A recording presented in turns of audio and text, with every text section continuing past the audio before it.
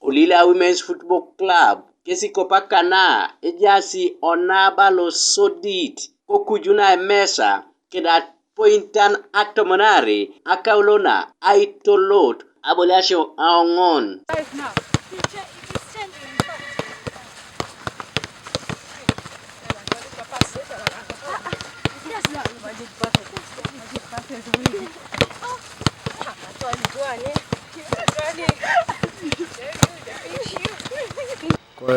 Olila Women Football Club, we are preparing for the last game of first round and this year as well against Amus College. We have been playing very well. We are in the previous games. Our performance has been good, and we are trying to see if you can have the same performance in the game you are to play on Saturday against Amus.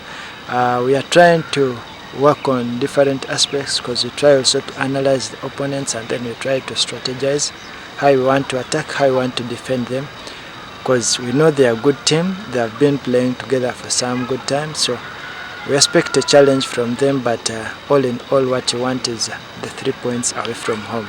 Biafayo Women's Football Club Nisda Kerek Ejai o districtalo Kobu Kedia Ido Tolom Tete Kotomo Semerlo Amus College Amunyel Tengin Naka Fufa Women's Elite League Nisda Itolo Sete Ikilabun Ikany Loda Imoria To Olila Women's Football Club Lango Queen Amus College Kojena Kwape Biafayo Queens Sacred Hearts Gaiko Women's Football Club keda Echoes kotoma Doctorate naka Victoria nade beto risalo sto oreke satu parkesi otu pitete epone libola risikosi games wono lokao mami riza saroko riko si jotebo do anwege mangonda leja ingaren kosi na mukaga kapa kinaso abola chut dia awmiti bebete koseti meteleka etelekara kotoma Doctorate kangin kesi eponio ai kekin ai langlang amunyelet